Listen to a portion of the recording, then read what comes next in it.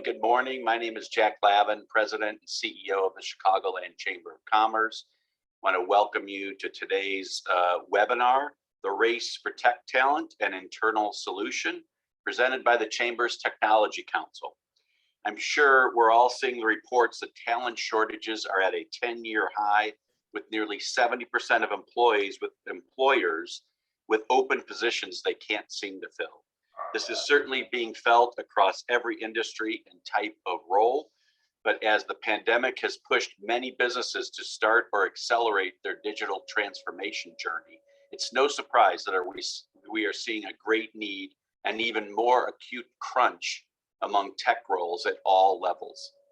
But while some organizations have decided to compete with extreme salary offers, others have chosen to focus inwards for the solution, which brings us to today's topic of how to identify and cultivate talent internally.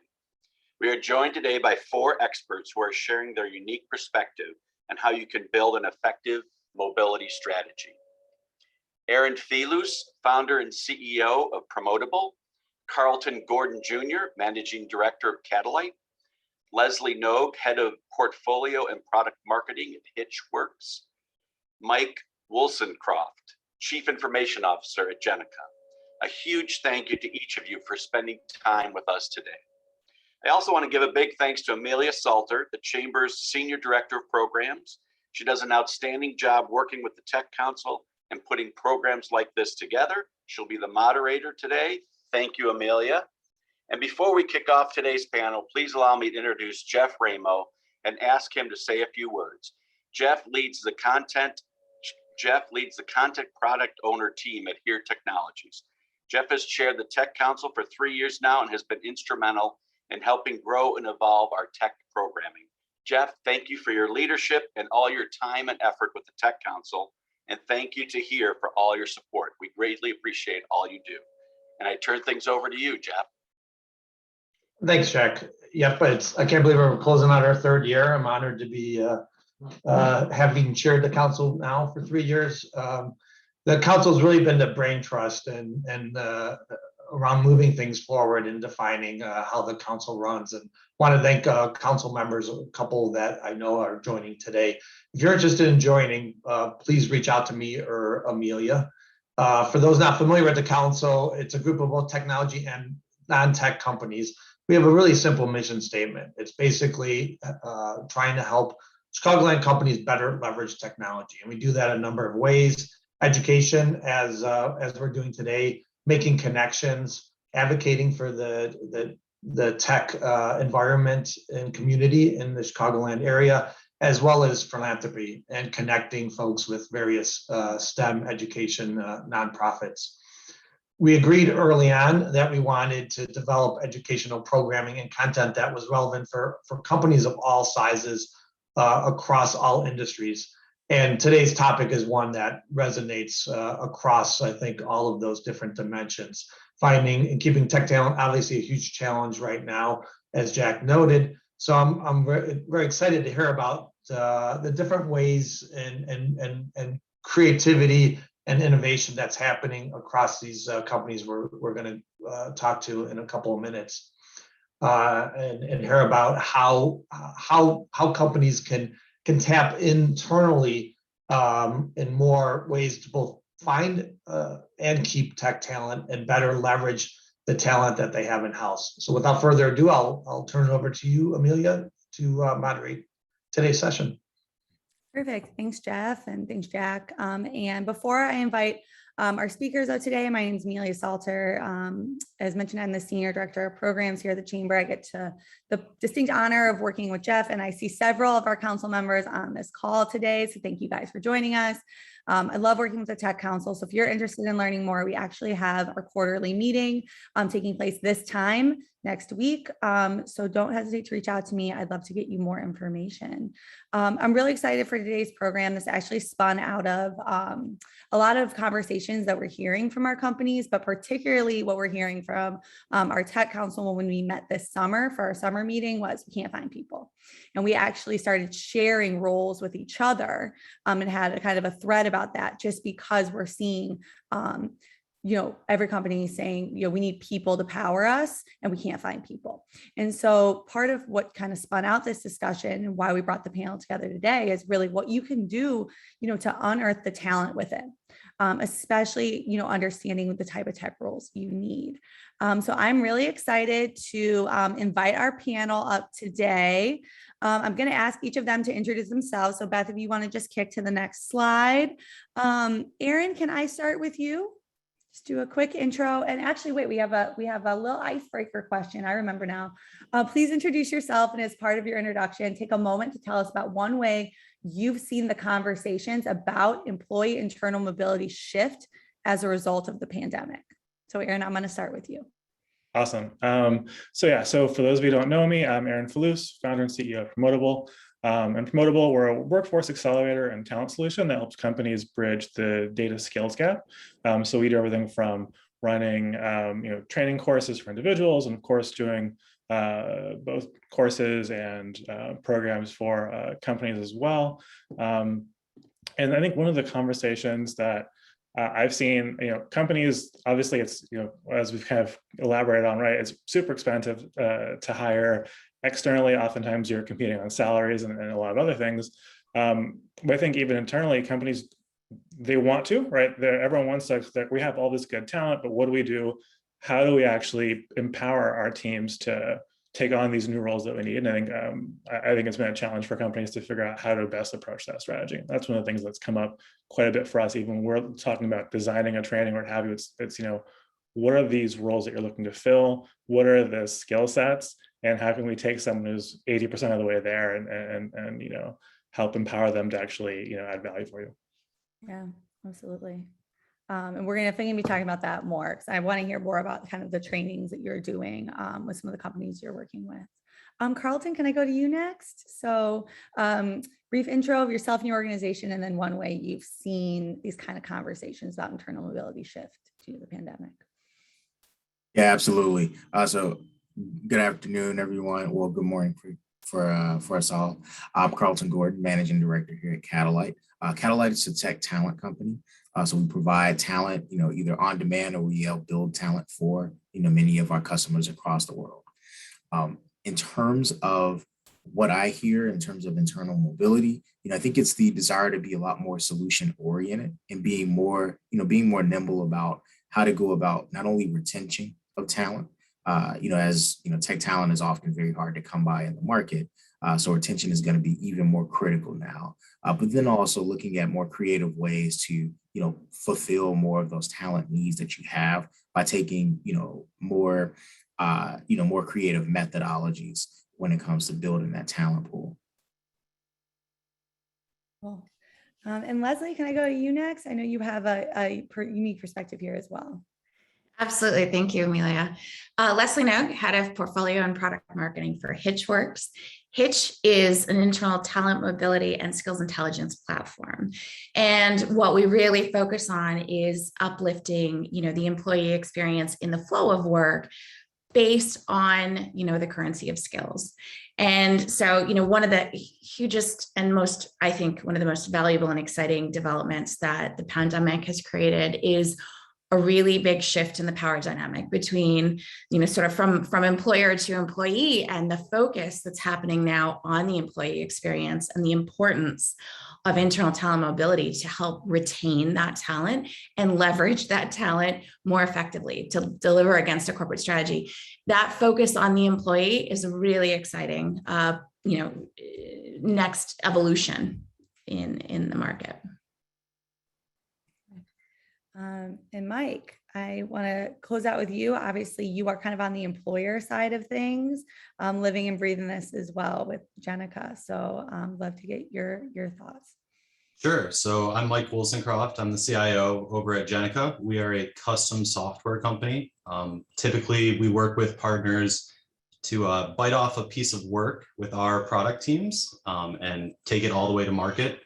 But it's interesting because I get to see things twofold, right? I'm over my entire full-time staff that I'm trying to train up in these different technologies. And I also get to work with partners and see kind of the pitfalls that they run into. Speaking specifically to the pandemic and kind of what we see going on. I can speak internally. Now that everyone's remote, at least in some of these companies, the visibility and the organic facilitation of new technologies within your development teams is not always happening. So it's really, how do you enable your teams to really flourish and learn these new technologies that they used to in the past through water cooler, conversations or things of that nature. So have some thoughts on that. Perfect. Well, I'm excited to dig into all of this more. So the format for today, we are going to have times for Q&A at the end. We have about 15 minutes set aside. So I encourage attendees, you guys can either send me your question via the chat if you want me to ask it, or you can also send me a message and unmute. We'd love to see your face, and you can ask the question yourself. So with that, as Jack mentioned in his remarks, we've really seen especially at the start of the pandemic, having to push everything online, right? Everything digital. So there were a lot of conversations about what that means. And so a lot of businesses were kind of pushed. I think I heard some stat that was like businesses had some of them, some that would have been a 5-10-year plan was crammed into a year, right, for digital transformation. So that created even more of a crunch in these tech jobs. So I would kind of love to get your guys' thoughts on just kind of what you're seeing, either with the companies that you're working with, or even internally, and specifically what types of roles or skill sets you might see kind of crunched more than others. I think I would love to start with kind of Carlton with this one. Absolutely. So in terms of, common skills or just needs that are surfacing, quite frankly, we see a lot of, when you come across a lot of the companies we work with, there's usually this need for a unicorn, if you will. So someone who has, this, robust depth of experience, coupled with, working with, in some cases, technologies that, have only recently gleaned more notoriety in the market. So what we find, in my line of work, I often am having conversations with employers and companies across the nation to say, hey, what are those, top 3 needs that you need there? And what are really unpacking some of those, those ideal skill sets to really identify more transferable capabilities that are going to be persistent across many of our, existing and, more available talent pools here in the market. When I look at, when you look at, some of the the actual tech skills that are being asked for and really matching those to, actual outcomes that some of the roles that are being pursued are asking for, you often see that there is a bit of a disconnect. So it really takes a lot of, someone like, someone that's more of a trusted advisor, a trusted partner to really help you kind of collaborate and kind of work through that so that you can really get what you need, not only near term, but then even longer term to help, help facilitate more of that growth and mobility within your organization. I think see a lot of like senior software engineers, a lot of team lead demand, a lot of uptake when it comes to mid-level developers, in many cases because of the lack of availability of senior level or truly experienced level talent.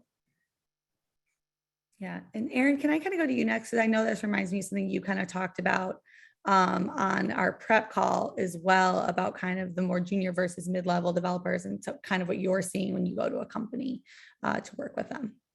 Yeah, I mean, I think definitely there's a big difference. And I think the other thing that other component specifically in the mid-level space is we talk about, often you want someone who already has domain knowledge.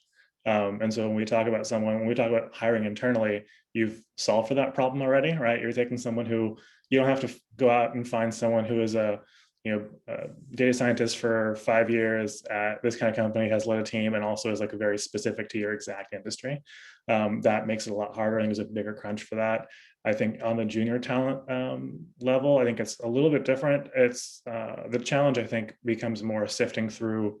There are candidates there, but a lot of the battle is really understanding what your needs are, what you're looking for, because sometimes I think there is definitely a mismatch between like the title and the what you're looking for in terms of like years of experience versus like the actual job role. And one thing that comes up that I have with companies is they'll say something like, oh, we need to hire 3 or 4 data scientists. And then I ask, okay, well, what are they going to be doing? What's the end goal, how are they adding to the business, and it turns out that they're primarily doing SQL work, and that's usually something that analysts can take care of, and it's something that you can train someone who might not know that yet, but you know on your team who the hard workers are, who is excited about trying a new challenge, and who is up for that task, and it'll be substantially cheaper to train an analyst on that skill set to do, maybe it's not 100%, it's not the unicorn that Carlton was talking about, although I definitely hear that a lot, but they can get you 80% of the way there, and oftentimes that's really what you need. Yeah, kind of, I think identifying like what is the outcome that you want, and then kind of working back. Yeah. I would love to get Leslie's thoughts here, because obviously there's a data-driven component to this. So Leslie, can you kind of speak to maybe either how you're working with companies or what you've seen work in being able to use that data-driven component to address some of the challenges that both Erin and Carlton mentioned? Absolutely. I think it highlights several areas, and I think all of you have hit on common themes around the need to upskill and reskill your existing talent if you're finding that you can't actually hire externally, which can also provide cost savings because it can be 6 times more expensive, to hire externally and bring them into an organization, and having that domain knowledge from those within and then elevating their skills is really critical. And so, one of the most powerful sort of starting places to really begin that process of assessment is understanding the skills that you currently have. So having that visibility, that skills inventory, and understanding of your capability footprint, and then matching that up against the demand for those skills, right? So those are sort of some of those key elements where, a platform such as an internal talent mobility platform can help create that baseline, and then help you sort of make those strategic assessments around, learning content you want to bring in, areas that you want to uplift your critical talent and critical skill sets in. And Mike, I'd love to kind of round out and getting your take on this, because I know you had some thoughts during the prep call too about kind of the challenges created by the pandemic and having visibility. Yeah, so I'd love to take it up one more level. So if you're thinking enterprise level business strategy, right?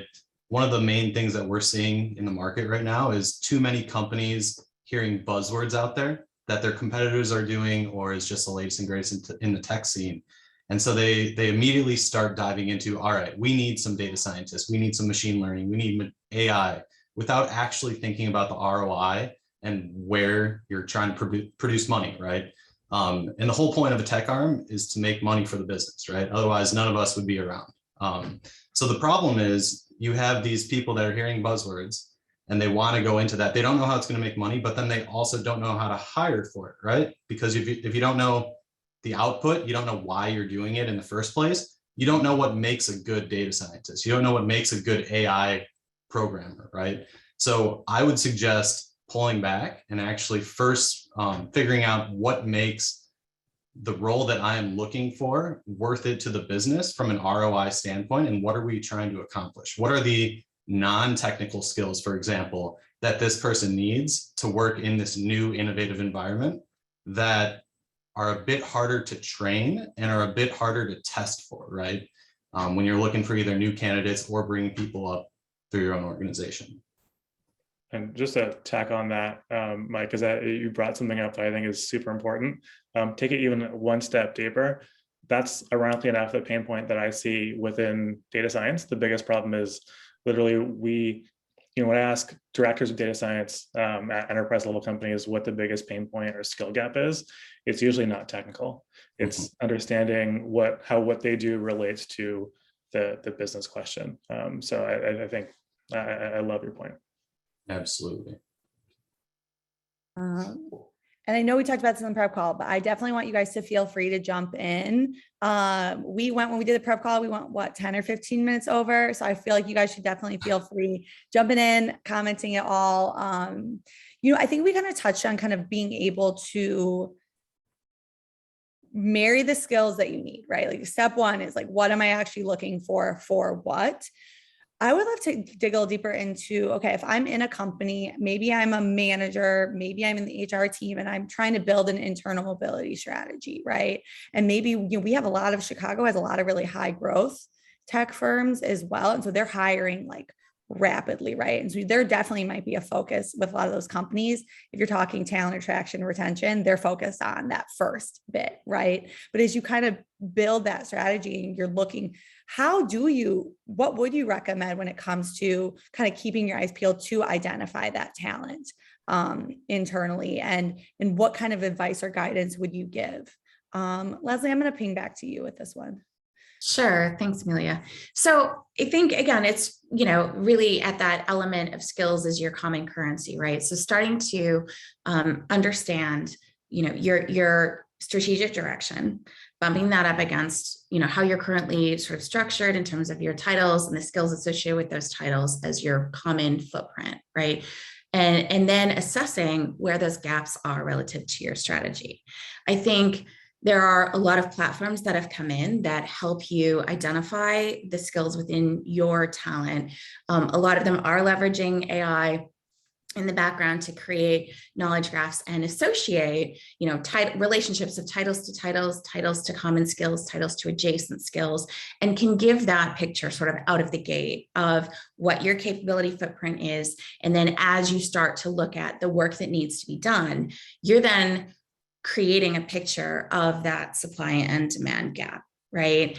And from there, it's really about facilitating execution. How do you enable, your organization to rapidly form teams to execute, with the right skills to execute against those strategic asks, and then assess, the value that you're deriving from it. And ultimately, what we're finding through this process is that employees that are given the opportunity to apply what might have been hidden skills in the flow of work to address something that's solving a strategic problem for an organization, that's really rewarding. That's part of that employee experience, right? And I think there's other add-on benefits, right? Learning on the job. That's the from the 70-20-10 model, right? Formal learning being 10%, 20% being mentors and peers. And that 70% is really the ability to put your skills in practice and learn from others, right? And all of that is about leveraging, from a enterprise perspective, leveraging the talent within, but from, your employee perspective, really understanding and very quickly being able to put their skills in practice and in play. And Carlton, I'd love to get your thoughts here, because you kind of had some similar sentiments about, how to go about identifying talent creatively within a company. Yeah, absolutely. And when you think about, that talent, I think putting it in even more practical methodology, I think it's just thinking through your portfolio of projects that you have, not only going on currently, but then even, what your portfolio is looking like over the next, 1 to 3 years, and thinking through, strategically, how do you staff those projects with talent internally to prepare them to help be your future leaders on some of those, high growth or high potential areas that you really want to focus your organization on. I think that's going to be really critical.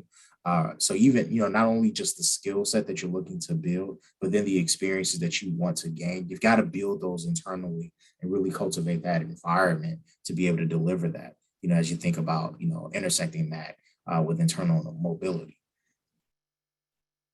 Absolutely. And Mike, that kind of flows well into, I think, was it you that talked about the war room? Yeah. So, yeah. Absolutely. So to me, a lot of the stuff that we're talking about, right, is in the beginning of the hiring process, when I'm actually hiring my employees, what am I looking for most, right? Too many tech companies out there are going, all right, he's done 5 years of JavaScript, he's done 2 years of C# and 1 of Power BI, right? Therefore, if I want him for one of these jobs, he's golden, right? He knows the languages. Whereas I would suggest shifting to specific, here are the thought processes. Does he have an app for learning? Is he looking for evolving his skill set? So those are the kind of non-resume items, right, that you want to look for in these people. But let's assume now that you've hired a whole bunch of people that are doing tech in their free time because they love it so much. They're always keeping up with the latest and greatest. Something that we've found to work really well is the organic thought process and kind of teaching of your peers.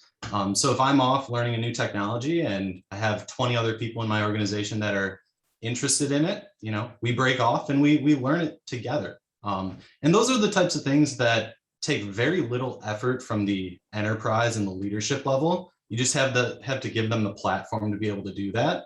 And then in the long run, you're building a ton of business value because you're learning new capabilities without actually having to put time into it. It's pretty powerful stuff, right? So for example, Amelia, you hit on, so every single week, we have an hour per week that I open up a war room in Teams, and it's video chat. And I have any developers that want to go in there and talk about the technology that we are doing that day. They can come in, they can give their thoughts if they've worked on it on current clients, if they've worked on it in their free time. But it's really that organic growing of your teams without you having to sit them down and teach them a new language, right? So that's been pretty powerful, at least from what we've done. And the organic piece is pretty cool too, right? And that it's not mandated, people can kind of come. Creating that space and making it feel okay, like you're not being unproductive by taking an hour to learn, I think is valuable, because I think at some places it's like, depending on what your culture looks like, I don't want to say frowned upon, but it's not encouraged to say like, take an hour every week and learn something new. But I think that's really cool. Yeah. And Aaron, I'd love to get your thoughts, because obviously with Promotable, you're working with a lot of different companies. Some are tech companies, some are not tech companies, but they have big tech teams. Do you have any insight into kind of how a company is identifying the employees that you work with internally? Yeah, I mean, I'd say like the broad theme that I think everyone's hitting on a little bit is kind of building those talent pipelines.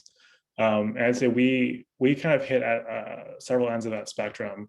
Like, for example, with some companies, we're working on more on like, we'll call it like experiential learning, kind of like taking those people and saying, hey, like you want junior level talent, but it's hard to sift through a bunch of certificates, right? How do you kind of know that someone's a good fit, has domain knowledge and all those things? Well, do a 5-week project with them. At the end of the day, like from there, you'll learn, do they work hard? Are they a culture fit? Are they smart? Maybe you don't hire them right there, but you have someone in that pipeline ready to go, and you know where they're a fit. It kind of de-risks that hiring and bringing in new talent, which every company has to do, right? We're talking about internal solutions here, but we all know a healthy mix is totally normal. And I think what everyone's talking about is still experiential learning, but at a higher level, right? So it's taking your people you already know and giving them an opportunity to pick something up. And I think what I always look at when I look at companies who are saying, hey, we want to hire for this kind of skill, I always ask why. What are they going to be doing? What kind of team are they on? How is that team composed? Because you want to just break down that skill set, and then you can say, okay, well, who do you have that has the motivation and wants to do it? And then, if you're teaching someone Python, for example, well, people who already have one other tech language, it's going to be a lot easier for them to learn. And so you can put them all into a room and you can teach people quickly. And you might not need to go out and hire 10 new people. Maybe you only need one to help lead that team. So that's kind of the stuff that we see. Yeah. To chime in on that, I think Aaron's spot on with it. You have to find, individuals. I guess that experiential model, it really requires people who are gonna, come in and really be hungry to not only learn new technologies, but then also be hungry to deliver and really get into more of that, customer-centric mindset. I think some of the work that we do is actually doing just that. Really looking to identify that talent, kind of from anywhere, right?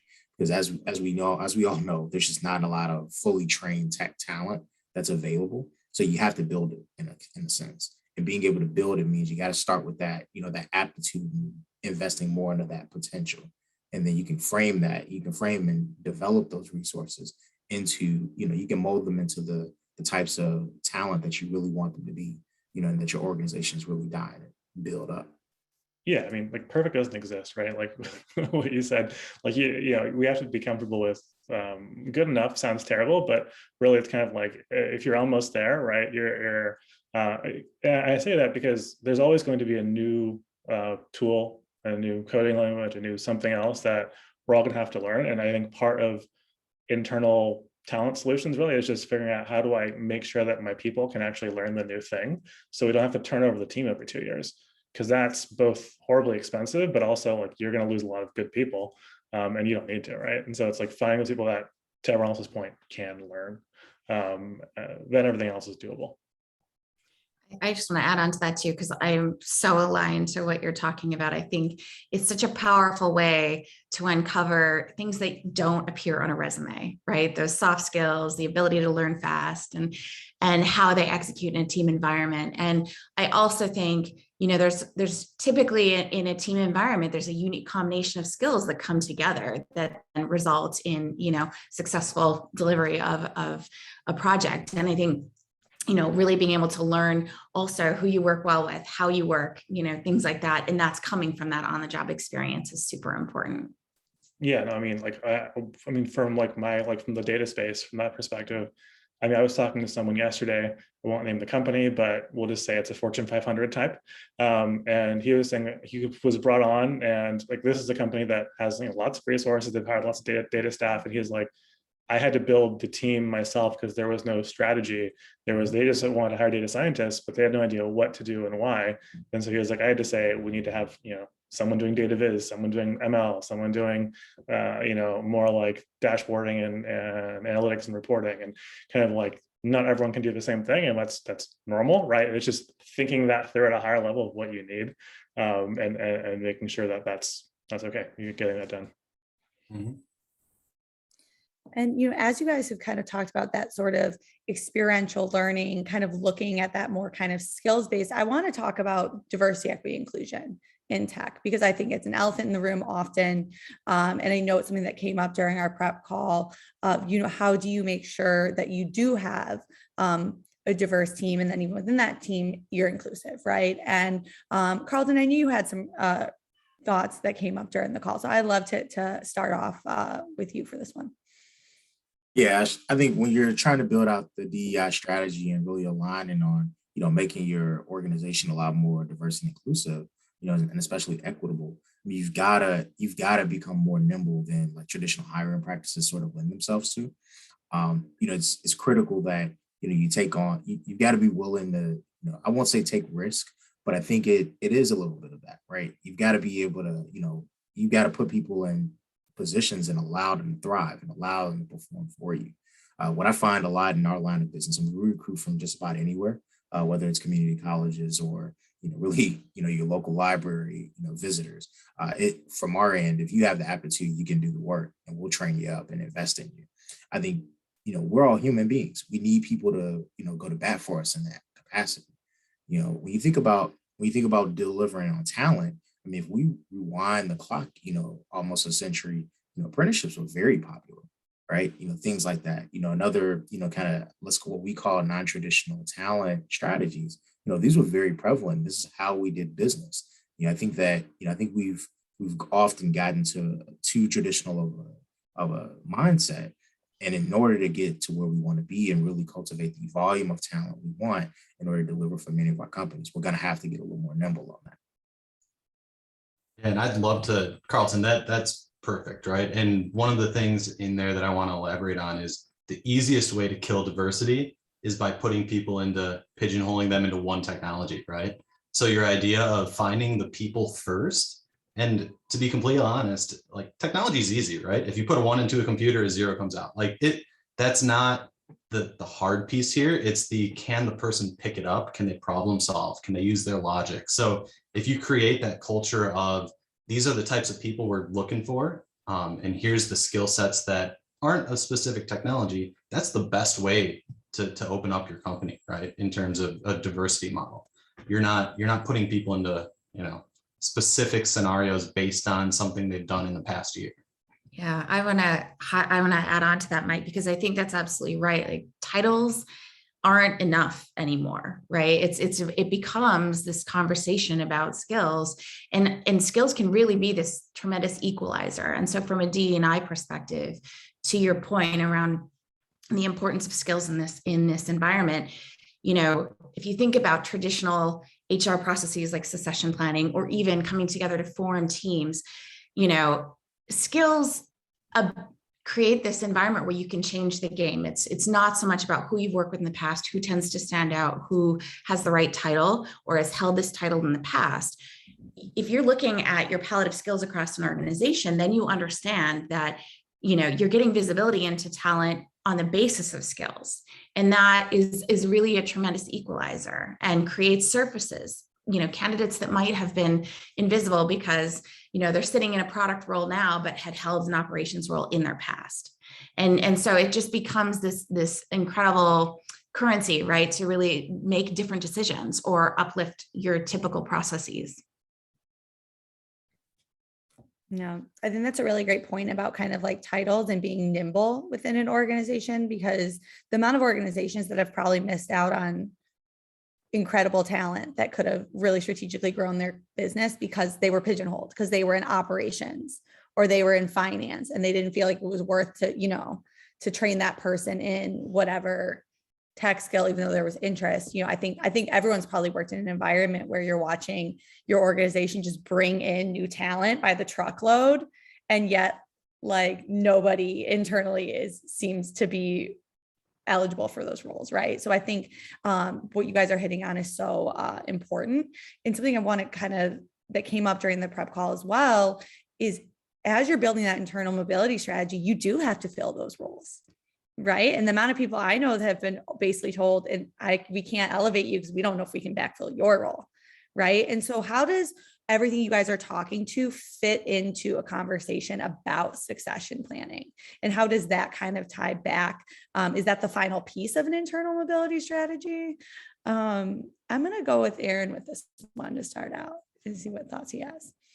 Yeah, I mean, to me, it's, I mentioned talent pipeline before, but I think it starts from like the bottom, because you're right. Like half the time it's like, well, we want to do this, but we can't backfill this other role. Well, I mean, that's when you're thinking of a strategy, you're not just checking a box, right? You're thinking, okay, I need to do this, which means I need to do this, which means I need to do this, all the way down. The nice thing about being in data is that, if you're a financial analyst, you can easily become a data analyst, right? It's like at the end of the day, very like straightforward. And I think with a lot of roles, like irrespective of what function you're in, you do data. So there's like maybe that kind of equalizer might not be the right word, but that kind of element to it. But I think it starts with your bottom level junior recruiting and bringing people in, having multiple talent pipelines. Like obviously we're doing that experiential learning and helping companies make better decisions with whom they hire. And I think it kind of starts at the next step up, right? If you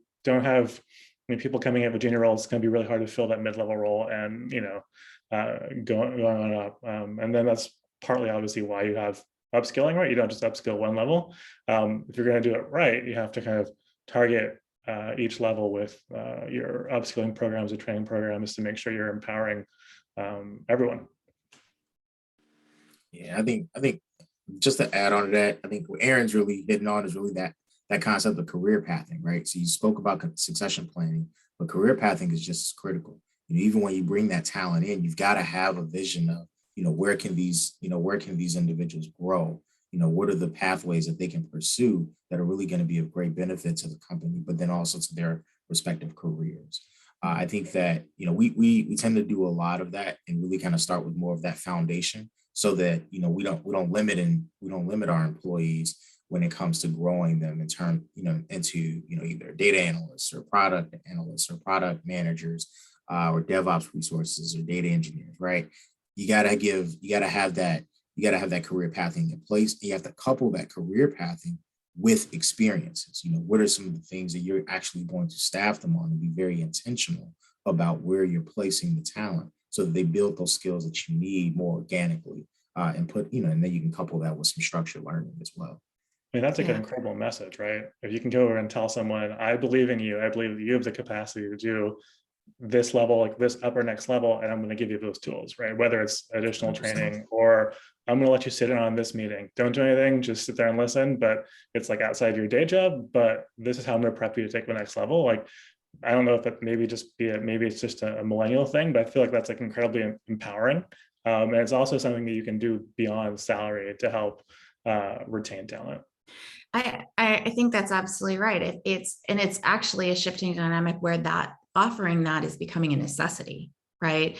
So this pivot back towards the employee experience is so critical. I mean, 80% of folks that are looking for new jobs right now are it's because they don't feel they have career growth opportunities within the organization, right? So it's such a fundamental part of the conversation. And so it's career pathing, it's offering mentorship and that peer interaction through, project-based work, on the job. And those mechanisms are what are mandatory at this point, right? Or it's going to be an expectation of employees moving forward.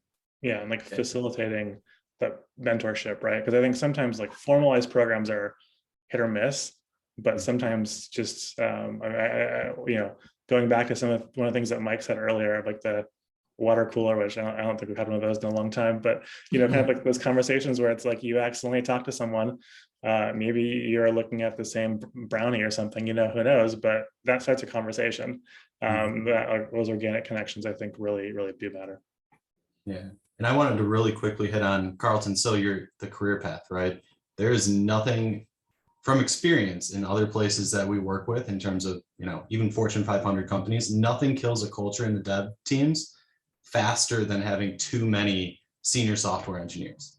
That is, we call it the #1 killer when you have 85 to 90% of your organization that are just senior software engineers and you refuse to bring in new talent. The problem is the business side of the equation, right? They want their ROI, they want it now, and they don't want to focus on the pipeline. They go, hey, from a dollar per hour perspective, I am making more in the ROI fashion with a senior than I am with a junior. And they don't think about the impacts to culture, about the drive of their dev teams. So that's just something I wanted to call out specifically because I've seen it multiple times in the past and is a pitfall that a lot of businesses run into is how do I get this done fastest versus how do I, set myself up for the future? Well, then you're not sustainable, right? That's the other thing with only senior teams, right? Where it's like you do it, you get it done, you build it, but if you don't have anyone to keep it running, that's always a challenge. Yeah, I think that's where, even when you're thinking through your talent solution, it's, figuring out how, what percentage of that talent is really going to be your in-house talent that you're, tapping into. How do you balance that with, alternative talent solutions or utilizing like, FTE versus contingent. I think that's where a lot of that really comes into play when framing that talent strategy to align with your portfolio. Yeah, I mean, even when we're running a training, right? Like someone says we want to learn Python, or I want to learn some tool. It's okay, cool. What are they going to be doing? Like who, making sure that it's actually relevant. We're not just teaching to a tool, right? But it's like, we're going to use data that's relevant to these people or what they're doing, right? Making sure that whatever you're doing, you build something that you could get it done, but that they can keep using it, right? And keep growing into it. Otherwise, it's not really adding the value that I think it's intended to. And we do have a couple questions coming in too. So I want to make sure we get to those as well. So one is from Dara Crowfoot. Dara's on our council. Hi, thank you for joining us. She's with UIC, my former alma mater and employer as well. They're doing a lot in the tech space. So if you're looking for new talent, great engineering program. So Dara's question is, are you finding companies have structured upskilling programs? Or is it more dependent on a manager having the mindset to look for projects that develop skill sets among team members? That's a really interesting question, because are you seeing this at the team? We've all been those where the team has a different culture than the enterprise level. So I'm going to toss this one out. I'd actually maybe love, Leslie, what are you seeing? I'm seeing both, right? I mean, definitely, upskilling at the enterprise level around certain areas aligned to strategic fit. But your point about the manager is critical, right? I think that there are a lot of concerns around talent mobility and execution of a talent mobility strategy because there's a tendency of managers to want to hoard their talent or keep it close, in order to execute their own plan. But, the role of the manager in terms of encouraging for development reasons, for, visibility and networking, peer and mentorship and execution of a strategy, the role of the manager in encouraging and cultivating that is probably arguably the single biggest, factor influencing adoption of internal mobility in general, right? And the ability to sort of transform the way you operate. So we're seeing both. And without question, the manager is a critical aspect of that. So I want to elaborate really quickly on one of those points because it's something that we've found didn't work in the past that we've changed a little bit. So Currently, for our entire mentorship program of all of our devs, their manager or their tech lead, whoever the leader of their project is, cannot be the same mentor as their overall mentor for the company. So that's been a way that it kind of separates some of the conflicts that Leslie went into there that we see a lot in different places. And it also allows you to take a step back and help them grow in these other skills that aren't needed on their current projects, right? That mentor can then take that step back and start to look at the business level. Hey, where is the business going? Where are they trying to grow? And then improve those skill sets. Mhm. That also just gives another lens into, you know, the candidate's growth and development as well, right? So if you have a mentor who's not necessarily their direct manager, now you're getting a little bit more objective view on how that individual is developing, right? Because to Leslie's point, you know, just about every manager you interact with, they want to keep their talent because they especially when they've built a high performing team themselves, you know, you want to keep that going. It's very difficult to recreate that. But you know, you need those managers to really be those internal advocates and really helping to cultivate that, you know, that broader culture of just, you know, growing and, you know, mobilizing more of that talent so that you can continue to build more of that in more of a scalable fashion. So yeah, definitely, I would 100% agree. You need that. You need those managers who are really close to the work and really understanding the true benefits that some of your talents bring into the table on a day-to-day basis. Oh yeah, because I mean, the managers know where the pain points are, right? They know like what we actually need to learn. And I think a good manager isn't afraid to let their talent go, right? The really good ones are good at just training people, like hiring, and they're consistently hiring because you know you leave, right? At the end of the day, like that's how life is. So it's you know, I find where I see like organizational like issues is when you have managers who are like afraid of their subordinates learning too much or like going beyond them, which it happens more frequently than you would care to admit, for sure. And we had another question came in, and from Patrick Denny's Tech Elevator, also on the Tech Council. My Tech Council came out strong today. I see several of you. This morning, LinkedIn's workforce confidence report cited 50% of workers are considering switching industries. 54% compensation is leading factor. So we're all hearing about like the offers and the signing bonuses and everything that's going on. So on the attraction side, given the broader economic backdrop, what role do you think tech plays in elevating the lives of career changers? So these people are shifting industries. I'm going to pick those who might come from diverse backgrounds and may not have as strong of tech experience, but they're trying to break in. Yeah, so any thoughts there? I'm going to open it up. Sure. I think that 54% driver, you know, of candidates really looking to get, you know, move across industries. I think that's really stemming from, you know, a couple of industries that have pressing needs for talent and really willing to pay to play. I think when you have that, when you have that factor coupled with, you know, limited skill sets and resources availability, I think you're naturally going to get, you know, individuals who are going to be interested in pursuing other opportunities. Which is going to lead to that turnover and, you know, sort of leaving for other jobs.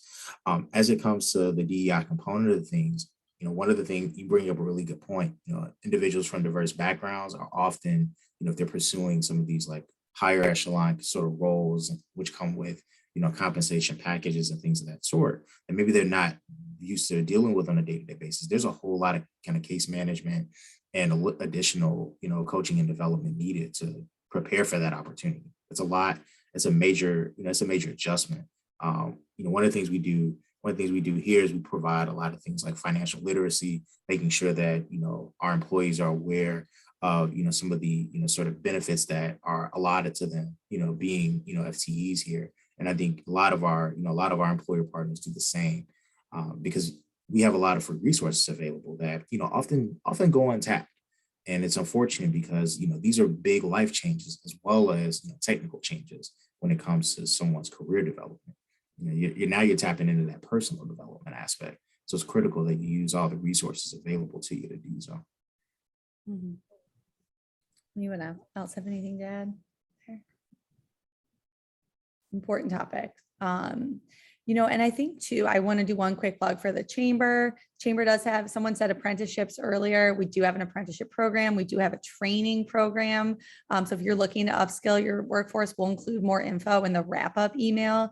After this conversation went very quick.